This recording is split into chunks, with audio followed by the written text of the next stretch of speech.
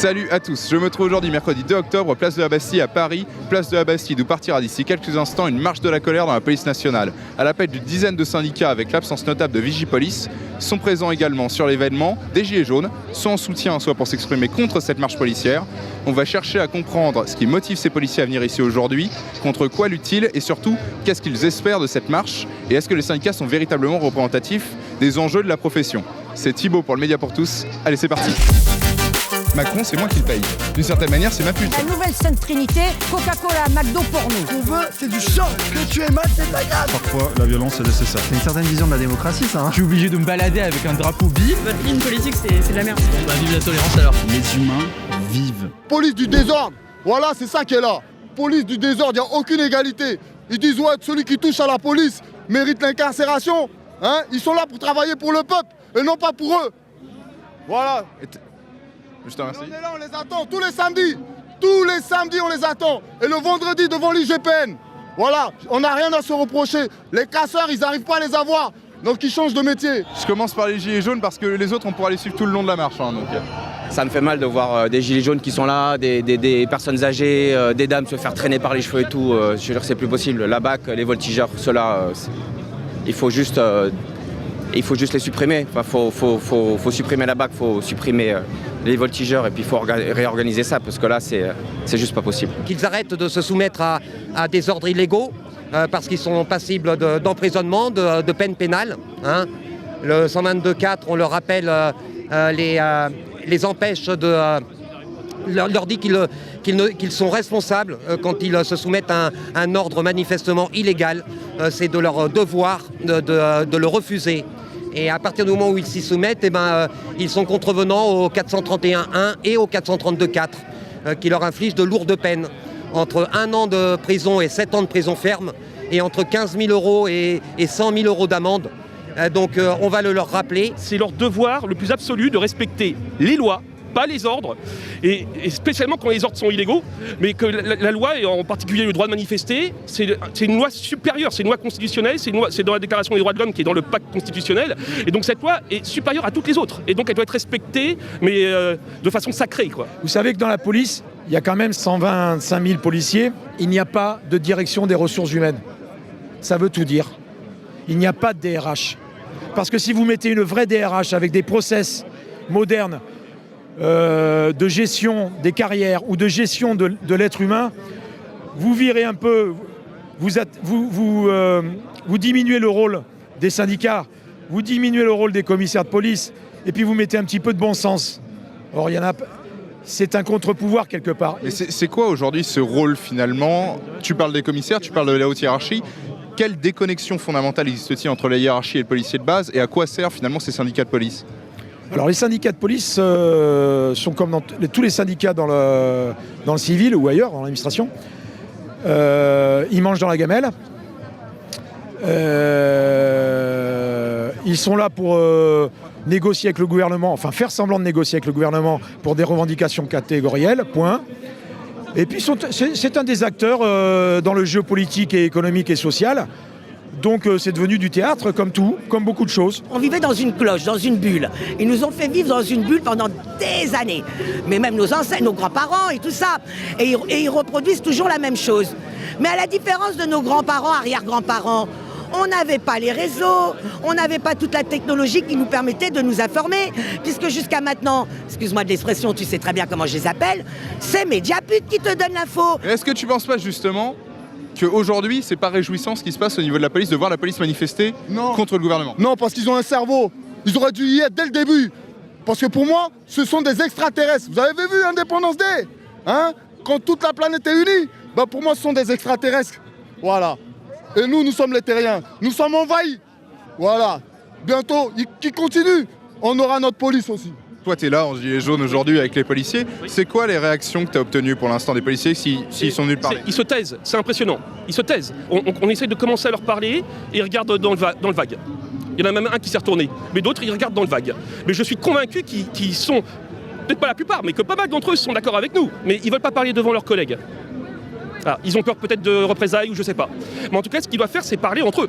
C'est-à-dire, sans caméra, entre eux. Inlassablement, ils doivent discuter entre eux, se convaincre, essayer de mener une action pour que tout ça s'arrête. Je pense que la convergence, clairement, entre policiers et gilets jaunes, c'est mort, quoi. J'y ai cru, mais j'ai un ressentiment très fort aujourd'hui, Thibault, envers la police. Et ce ressentiment, il est né dès les premières exactions envers une population désarmée, envers nos concitoyens. Je suis désolée. J'ai beaucoup de mal. J'aimerais tellement qu'elle ait lieu, cette convergence. Mais je pense que, tu vois, il y a une fracture qui s'est faite. Et cette fracture, c'est plus la France des quartiers qui en veut à la police. C'est la France. Tu vois, comme je l'ai dit tout à l'heure, cette fameuse France profonde, comme on aime la désigner, c'est la France qui en veut aujourd'hui à la police. Donc c'est extrêmement grave. C'est à eux aussi d'en faire le constat et d'en tirer les conclusions qui s'imposent. Je pense qu'il faut au lieu d'être toujours dans la surenchère verbale, d'être tout le temps dans cette opposition quand ils vont sur les médias, il faut qu'ils commencent à faire un monde honorable. Il faut qu'ils s'excusent. Là où ils nous demandent à nous excuser, il faut qu'ils s'excusent. Souvent on me dit, ouais mais les flics ils ont qu'à nous rejoindre. Et là je viens pour tous ceux qui ont été dans des sociétés et qui ont eu des licenciements. Bande de blaireaux, vous avez mis vous votre travail sur la table pour défendre votre camarade qui allait être dégagé, vous ne l'avez pas fait. Mais par contre à eux, vous leur demandez de faire ça. Et en plus vous leur crachez dessus. Donc oui c'est compliqué. Mais pourquoi? Parce qu'il y a je dirais pas une majorité, mais quand même une grosse majorité de pourris qui tiennent les bons. Et ben moi aujourd'hui je suis là pour les bons flics. Arrêtez d'avoir peur, faites comme nous, venez nous rejoindre, battez-nous. On se bat ensemble pour dégager justement un Castagnère. Vous avez quand même un mec qui a été condamné en 95 pour distribution de tracts pornographiques et le mec il est ministre. Mafieux. Hein? Le mec il se vante d'avoir été dans tous les tripots de Marseille et c'est pas problème. Et toi, tu as une seule altercation, tu te retrouves devant le juge. C'est fini, ton casier, c'est net. Et donc c'est ça. Moi, je me bats pour la vraie justice. Et ces flics-là devraient aussi se battre pour la justice. Ils ne devraient pas être dans la rue pour simplement dénoncer leur retraite et leurs conditions de travail. Ils devraient être dans la rue pour réellement dénoncer ce gouvernement de dictature qu'on a sous couvert d'une soi-disant démocratie. Ça, c'est une réalité. On a une chaîne pénale et judiciaire, c'est catastrophique. C'est un non-sens. On a une gestion de la population carcérale, c'est un non-sens. On ne veut pas traiter de la délinquance. On ne veut pas. Parce que c'est un plan majeur, c'est une révolution des mentalités, et puis c'est politique. Bon voilà.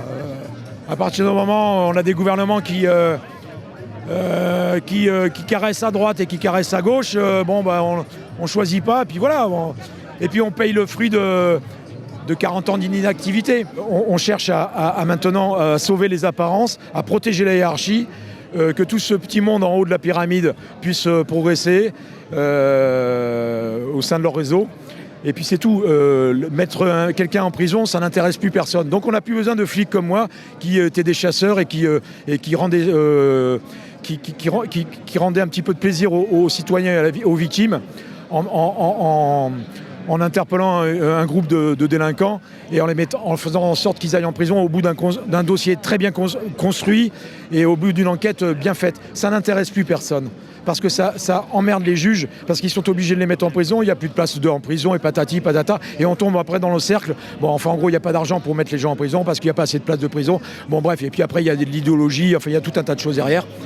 Donc ça n'intéresse plus personne. On veut des flics qui effectuent les processus de façon à ce que la hiérarchie ne soit pas embêtée. Peu importe l'issue du voyou. Est-ce que c'est pas une question finalement de pression hiérarchique au sein de la police? Parce qu'on voit le discours des élites syndicales, notamment pour les syndicats UNSA et Alliance, et le discours de la base n'est pas le même, que ce soit au niveau des Gilets jaunes, mais au niveau de la société de manière générale. Oui, bien sûr qu'il y a une pression hiérarchique, mais il y a un moment, libérez-vous de vos chaînes mentales. Libérez-vous de vos chaînes tout court. T'es un homme, je sais pas, t'es quand même un homme libre à la base. Liberté, je chéris ton nom. Toi, en tant qu'individu, à quel moment, ils sont plusieurs, puisqu'ils ont leurs fameux syndicats, etc. Est-ce qu'ils peuvent pas se libérer de ces syndicats et de dire aujourd'hui, non, on ne peut plus. En quel nom? On est en train de dépasser on est hors champ légal là. Bien sûr qu'il y a une pression hiérarchique, mais c'est à eux à ce moment-là, si on veut vraiment faire cette convergence, ça doit passer par ce travail-là. C'est à eux de le dénoncer, c'est à eux de dire non, stop. Et ils sont suffisamment nombreux, ils ont la force pour le faire. L'injustice, c'est ce qui fait qu'on peut péter les plombs. Comment? Je marche dans les clous, je suis digne. et on me matraque, ou alors parce que j'ai défendu un ami, je vais prendre du ferme, et vous avez la mère Balkami qui a pris 3 ans ferme, d'accord, et qui se permet de faire une interview sur le trône de Levallois en disant « Oh, je prends la place de mon mari », alors qu'elle ne fait pas ses 3 ans ferme parce qu'elle a des problèmes de santé. Donc cette dame-là, elle a des problèmes de santé pour aller en prison, et là, sur ça, j'appelle toutes les familles qui ont un membre en prison, qu'importe le crime, parce que là on va me dire « Ouais mais attends, c'est pas le même crime ». Qu'importe le crime, le microbe il le dit bien, la loi est la loi doit être partout la même. Donc toutes ces familles qui ont des personnes malades et qui font des chimios et qui font des allers-retours entre la prison et les hôpitaux, je les appelle à venir dans la rue à manifester, notamment à Levallois, parce que vous avez une bonne femme qui a pris 3 ans ferme et elle, pour cause de santé, elle peut juste tenir sa mairie et préparer les prochaines municipales. Je t'interromps 2 minutes parce que vous êtes en train de vous faire nasser là les amis. Donc là comme vous pouvez le constater, le petit groupe de gilets jaunes qui était venu en soutien de la police précisément est en train de se faire nasser, de se faire extraire par la gendarmerie nationale. Donc écoutez, la convergence c'est pas maintenant.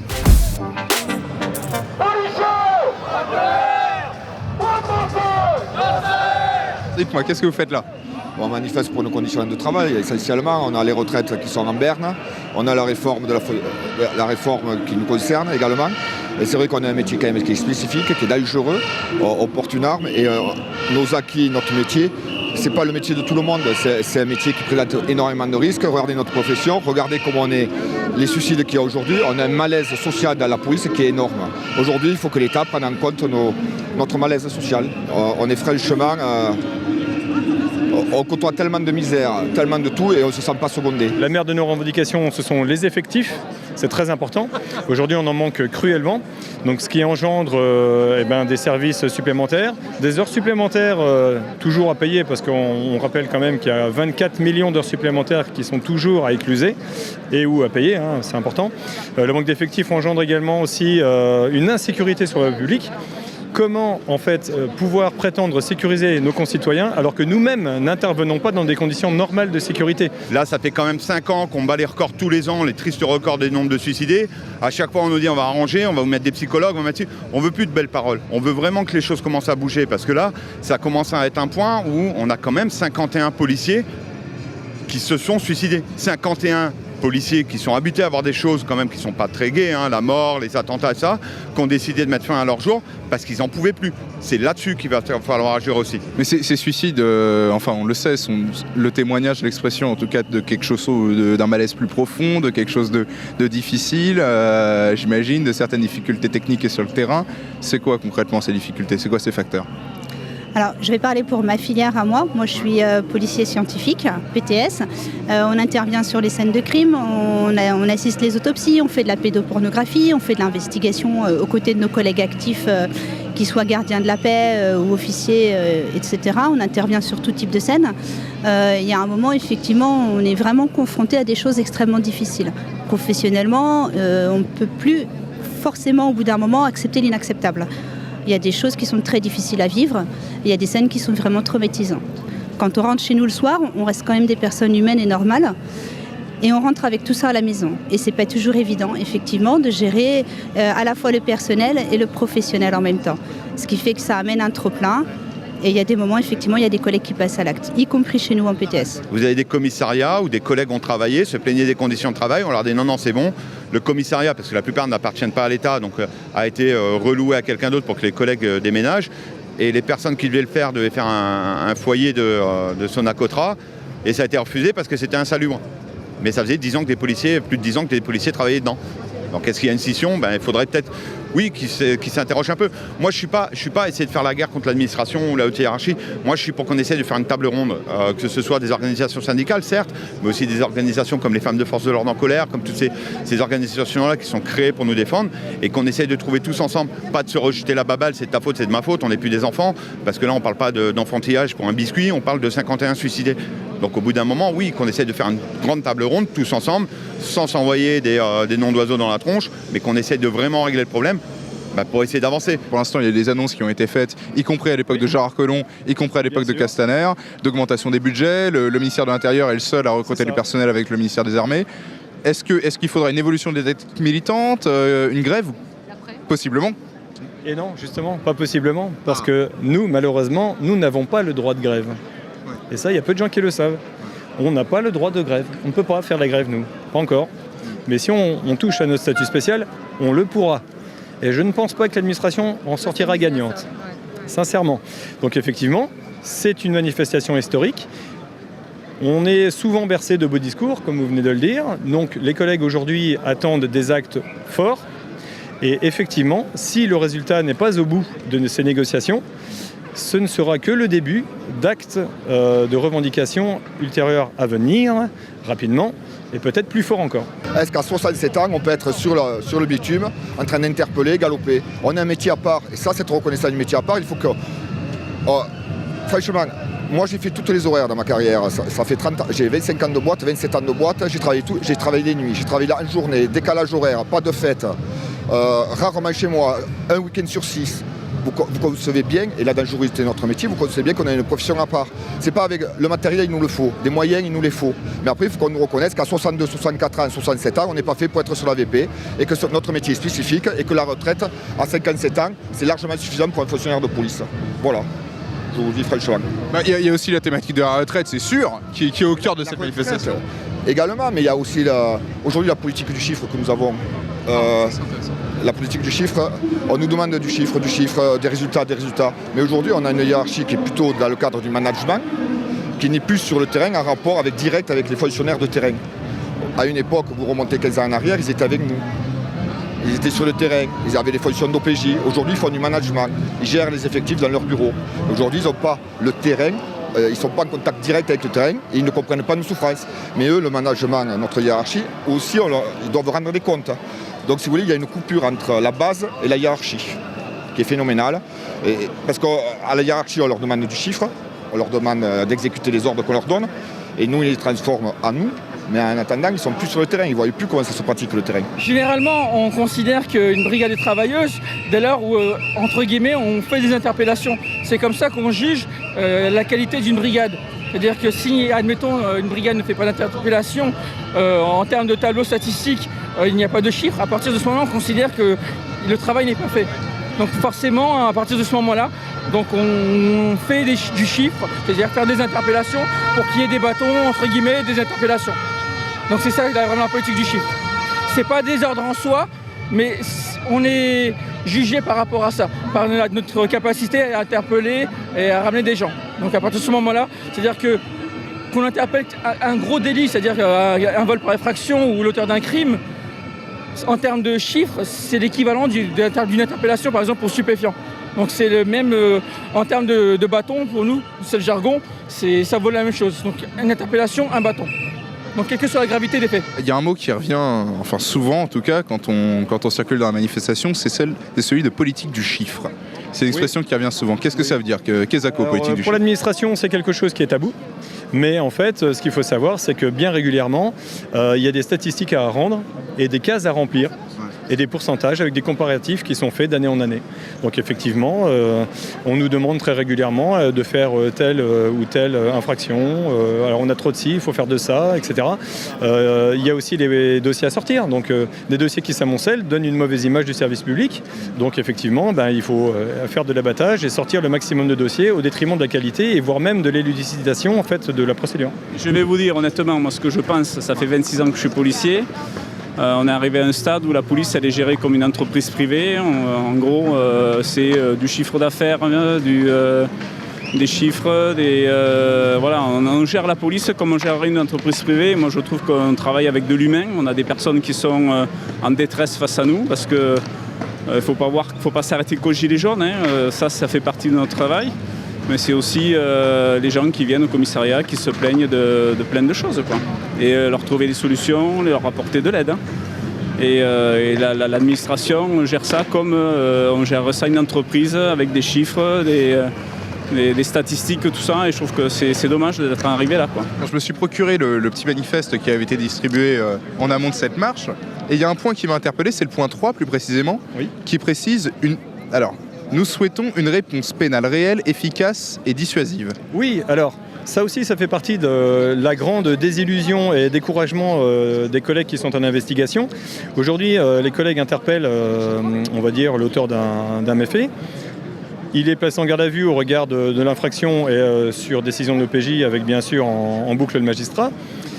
On tape les actes de procédure avant qu'on ait même pu finir et rendre compte quasiment au magistrat. L'interpellé est déjà dehors. Quelle motivation! Aujourd'hui, on voit des multirécidivistes encore dehors et qui agissent alors, sur des viols, sur des agressions. Alors, on se dit, mais où est la réponse pénale? Alors déjà, elle n'est pas en temps réel. Il y a des sursis qui ne sont pas révoqués non plus. C'est ce que je vous disais tout à l'heure. On rame à contresens sans arrêt. Nous, tout ce qu'on veut, c'est une simplification de la procédure pénale qui s'alourdit sans arrêt. Un allègement également. On pourrait, je ne sais pas, faire des synthèses de PV plutôt que de faire un acte, une procédure. Il y a des choses qu'on pourrait dématérialiser. Simplifier, et beaucoup d'autres pays le font, mais pas nous. Alors, nous, on tend vraiment vers cet alourdissement et cette complexification, alors qu'on devrait exactement faire l'inverse. Et on entend beaucoup dire que finalement, après interpellation, il n'y a pas de suivi, il n'y a pas de sanction. Est-ce que ça aussi c'est un problème? Oui, c'est un problème parce qu'il est évident que lorsqu'on est policier, on n'est pas censé s'intéresser aux suites judiciaires qui sont données aux interpellations, mais on n'a pas non plus envie de travailler dans le vide. C'est-à-dire qu'interpeller systématiquement les mêmes personnes en ayant le sentiment qu'elles ne sont jamais punies, c'est comme si on remplissait un tonneau avec une petite cuillère. Nous, on ne veut pas que la population pense qu'on est au-dessus des lois. Voilà. Nous, ce qu'on dit, tout simplement, c'est que lorsqu'un flic, malheureusement, il est mis en cause ou il a subi des violences, il est interpellé, que la procédure aboutisse. Moi, je peux vous donner un exemple. Lorsque je travaille dans mon arrondissement, c'est systématiquement les mêmes personnes que je retrouve. Donc, quand on parle de réponse pénale adaptée, c'est que, voilà, vous savez, moi, je prends l'exemple d'une famille. Et lorsque votre enfant, il fait des bêtises et que vous ne le punissez pas, ben forcément, il recommence. Voilà, donc moi, je ne peux pas aller plus loin. Il ne m'appartient pas non plus de parler de mes collègues de la justice. Mais voilà, c'est un petit... On a besoin aussi de ça. Nous, seuls, on ne pourra pas y arriver, en fait. C'est le message que voilà, on veut faire passer. C'est que la justice aussi doit se poser des questions à ce niveau-là. Moi, je ne suis pas là pour juger de l'action de la justice. Je suis juste là pour vous dire que les policiers ne peuvent pas systématiquement interpeller les mêmes personnes sans qu'il y ait de condamnation derrière. Alors après, que les gilets jaunes soient traités de manière différente que les délinquants qu'on interpelle tous les jours, c'est un autre débat qui ne me concerne pas. Qui regarde la justice. Qui regarde la justice, exactement. D'accord, on ira poser la question à des magistrats du syndic de préférence. Mais bon, on n'en croise pas tous les jours, ils manifestent peu. C'est vrai. Peut-être qu'ils sont mieux entretenus. Au vu des plaintes déposées à l'IGPN et des plaintes suivies, on a l'impression qu'il y a une immunité finalement de la police. Aujourd'hui, vous nous dites que c'est pas le cas. Ah non, c'est pas du tout le cas. C'est pas du tout le cas. Il faut savoir que, bon, tout ce qui se fait chez nous, ça reste en interne. C'est-à-dire quand l'IGPN fait son enquête, ça reste en interne, donc forcément, ça ne va pas fuiter au niveau des médias. Mais il faut savoir qu'un collègue, généralement, quand il y a une enquête au niveau de l'IGPN, que ce soit d'un point de vue hiérarchie, c'est comme si le collègue était mis de côté. Que forcément, derrière, c'est des auditions, c'est une pression psychologique, parce qu'il faut savoir que se retrouver à l'IGPN, c'est souvent se retrouver en garde à vue. Donc pour un policier qui a l'habitude de placer des gens en garde à vue, c'est-à-dire le coup classique, c'est-à-dire enlever les lacets, ceintures, ça arrive aux collègues qui se retrouvent à l'IGPN. Donc non, je pense que c'est pas forcément médiatisé les suites qu'on peut donner justement aux fonctionnaires, mais par contre, le collègue qui le vit en interne, oui, par contre, lui, il le subit réellement. Le problème, c'est que tout citoyen a le droit à la présomption d'innocence, sauf le policier. On le voit dernièrement avec la bagarre qu'il y a eu, où il y a un collègue qui a dû se défendre contre un individu qui a été tasé. Tout de suite, sur la portée de la vidéo, on a dit « Ah bah tiens, notre directeur général, qui n'en a pas le droit, a dit on va suspendre ce collègue. La présomption d'innocence, elle n'est pas là. On demande aussi à ce que la justice soit faite pareil pour tout le monde. C'est pas normal que des policiers mangent beaucoup plus que des simples citoyens pour les mêmes erreurs. Il y a un sentiment d'impunité chez les gens qui agressent les policiers. Et paradoxalement, on a de plus en plus de magistrats qui contestent aujourd'hui aux policiers le légitime droit d'utiliser la force pour maîtriser un individu. Et donc on a des collègues qui sont poursuivis assez fréquemment pour des violences illégitimes alors qu'ils ne font que leur travail dans des conditions de plus en plus difficiles. Insulter un flic ou même s'en prendre physiquement à un flic en termes de justice pénale, finalement on est loin des attentes qu'on peut attendre. Souvent c'est des rappels à la loi, des relax, du sursis, alors que souvent le policier dans sa chair est blessé, moralement blessé, se faire cracher dessus, se faire insulter, se faire frapper, se retrouver au sol avec un individu, bon voilà, ça peut laisser des traces. Donc personnellement, bon voilà, moi je suis quand même blessé. Et que ça soit d'un point de vue pénal, on n'est pas suivi par la justice. Et bon, je me permets même de dire, d'un point de vue médical au sein de l'administration, on n'est pas suivi non plus. C'est-à-dire qu'on est vraiment laissé pour compte, que ça soit d'un point de vue pénal, même d'un point de vue administratif. Nous, on a quand même 2 punitions pénales, et une pénale et une administrative. Il y a un moment, il faudrait peut-être aussi qu'on accepte que on ne soit pas là toujours à cracher sur le policier. On se rappelle tous de l'affaire Théo, où un président va voir Théo, mais ne va pas voir les collègues qui ont brûlé au cocktail Molotov à Viry-Châtillon. C'est ces choses-là qu'on demande. C'est de la justice, c'est une justice équitable même pour les policiers, avec les présomptions d'innocence, mais c'est aussi une reconnaissance. C'est pas normal qu'on vienne tout de suite au chevet d'une personne sans savoir c'est quoi les tenants, les aboutissants, et que nous, quand on a 50 suicidés par an dans notre service, il n'y a personne qui se déplace. Un coup, on nous aime, un coup, on ne nous aime plus. Donc on devient aussi avec un sentiment de la population qui devient du consommable à notre égard. Donc on a eu les attentats en 2015, qu'on regrette bien malheureusement. Donc là on devient les meilleurs du monde, j'ai embrassé un flic, tout va bien, les chansons de Renaud. On s'en souvient. Ouais. Donc on en est très content, ça nous touche évidemment, ça c'est sûr. Et puis là, crise des gilets jaunes, ça y est, on devient des fachos, des barbares. Comme certains aiment à le dire, donc ce sont des propos intolérables. On est là pour sécuriser la population, on est là pour l'autre, on n'est pas là pour nous. Bon, un nouveau groupe de gilets jaunes s'est retrouvé nassé. Là, on est sur le trajet de la manifestation, avec dedans Éric Drouet, plusieurs figures importantes du mouvement. Ils lui ont cassé le nez, Une femme, elle est à terre, elle a le nez cassé. Ouais. Sérieux? Ouais, elle vient de se casser la gueule, parce qu'elle a... Il violente. C'est vraiment de la violence gratuite. Parce que la dame, elle a un gilet jaune.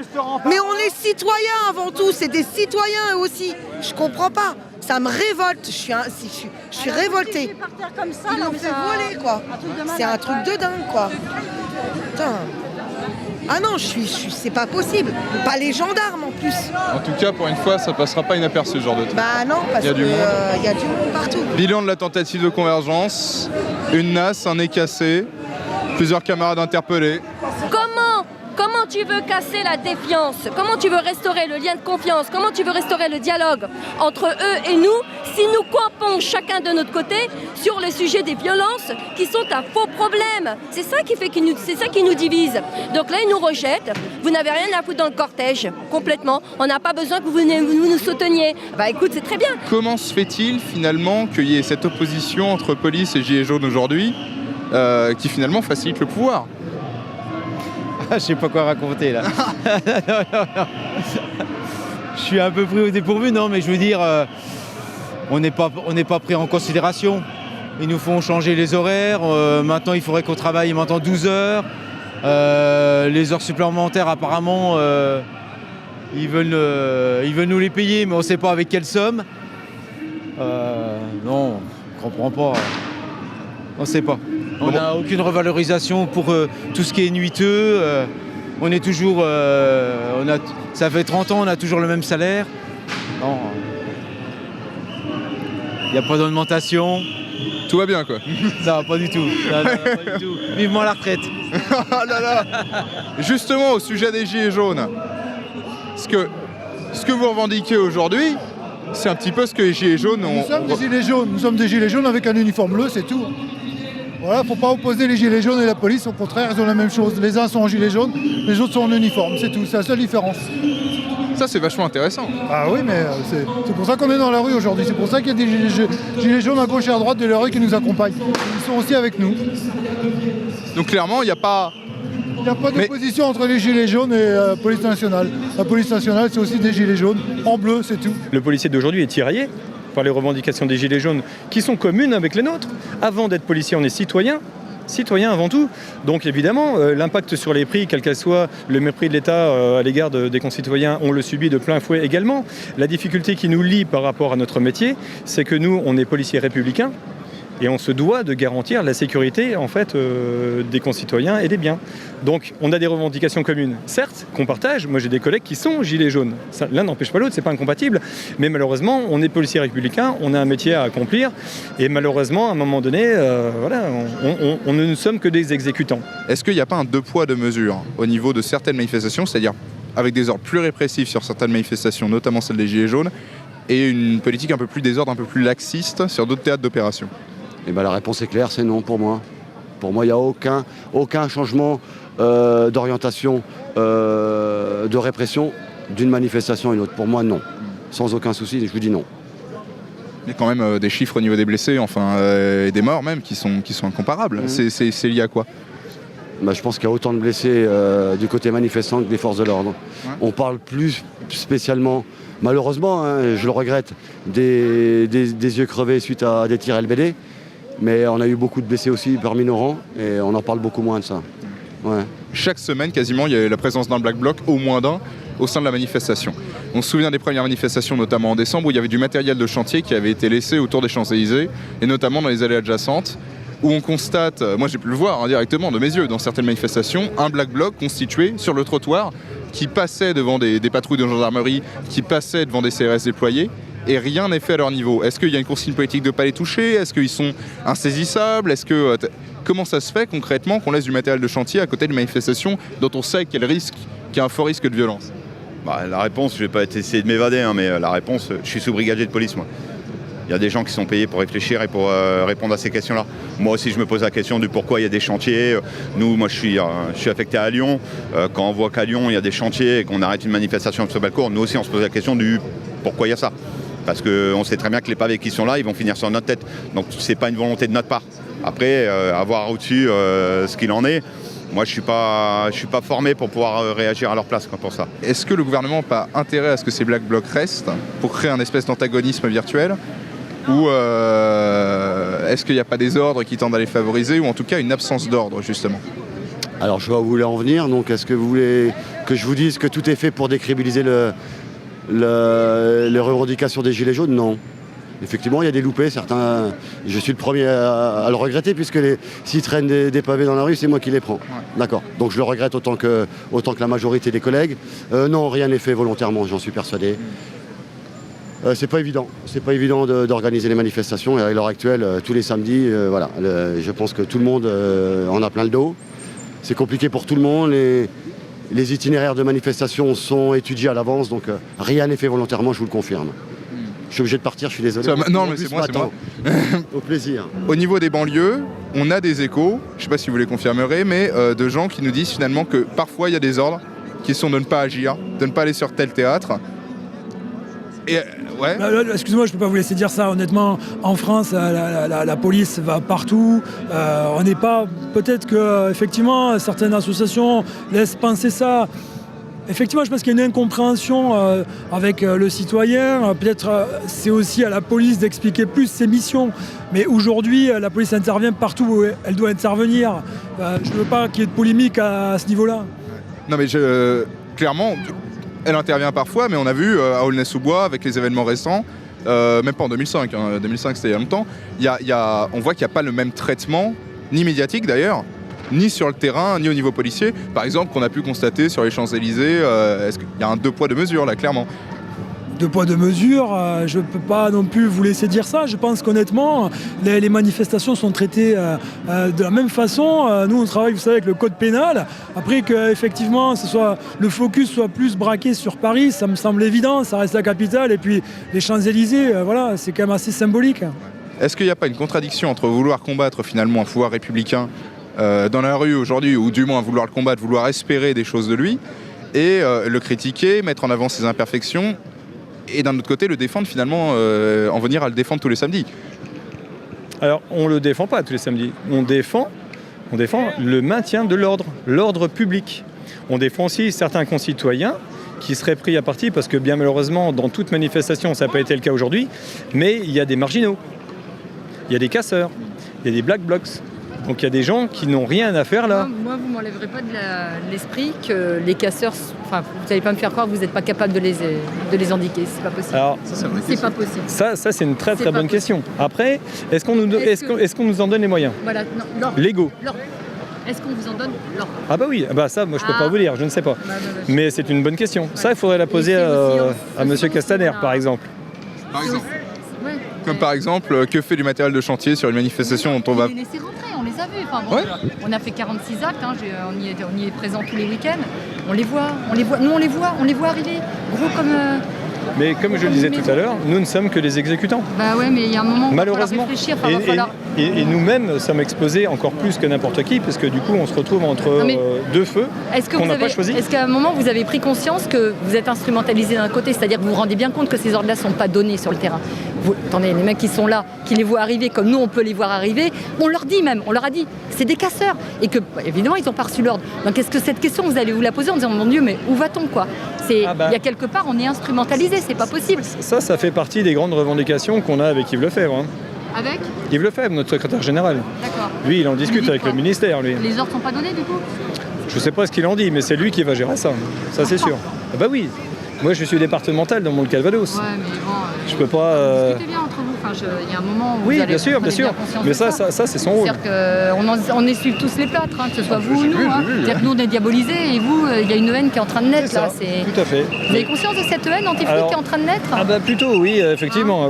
On l'avait déjà subi depuis longtemps. Il y a notre génération, il y a celles qui vont venir, parce qu'on a tous des enfants. Enfin, moi, j'ai un fils de 16 ans. C'est clair, quand il entend mon discours, et pourtant Dieu sait si je suis pas ni casseuse, ni radicale, ni quoi que ce soit, mais forcément, il me voit revenir. Je suis revenue avec un coup de flashball. Enfin, il me dit, maman, je dis, bah oui, bon, je vous en veux même pas. Mais il y a un moment où ça va être sur des générations et des générations. Oui, je sais bien. On va en faire quoi de nos ados là, qui pensent que ça y est, les flics sont tous pourris? La plupart des collègues, pour dire une très très grande majorité, rentrent dans notre institution par vocation. C'est-à-dire qu'on vient embrasser une carrière, un métier, c'est un sacerdoce, hein, on donne notre vie pour le bien commun, pour le citoyen. Et bien malheureusement, au bout de 5, 10, 15 ans en fait, de boutique, il y a une grande désillusion qui s'installe et on se dit, mince, c'était mieux avant, la police c'est pas ce que je croyais. Moi je suis délégué syndical et aujourd'hui je vois énormément de collègues qui viennent me voir pour savoir comment on peut faire autre chose que de la police. Chose qui n'arrivait jamais avant, jamais. Et il y a cette recrudescence en fait de reconversion de carrière très très très inquiétante.